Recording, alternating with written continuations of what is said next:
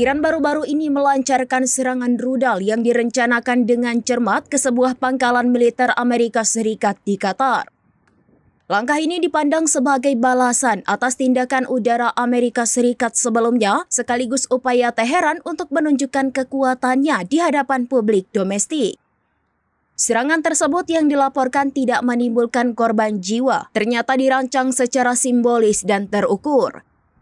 Pangkalan udara Al-Udeid di Qatar yang menjadi sasaran diketahui telah dikosongkan terlebih dahulu dengan pesawat dan personel Amerika Serikat ditarik dari lokasi sebelum insiden terjadi. Iran secara sengaja memilih target yang tidak berpenghuni, menunjukkan niat untuk menghindari peningkatan konflik yang lebih besar. 1 jam sebelum serangan terjadi, Qatar telah menutup wilayah udaranya. Ini mengindikasikan bahwa semua pihak terkait kemungkinan telah menerima peringatan mengenai potensi serangan. Lebih dari 10 rudal jarak pendek diluncurkan dari wilayah Iran menuju pangkalan Amerika Serikat tersebut.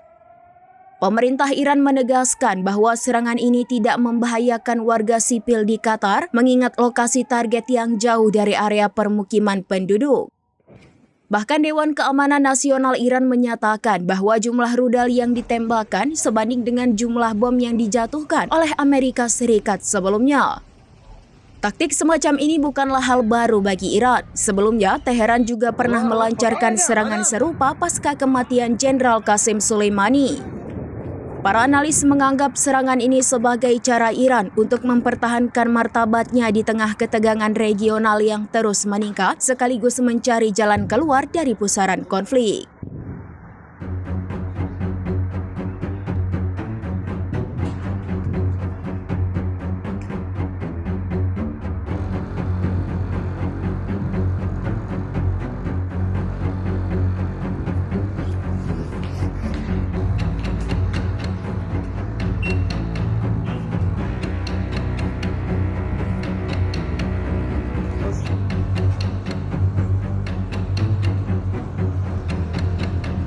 Download Tribun X sekarang, menghadirkan lokal menjadi Indonesia.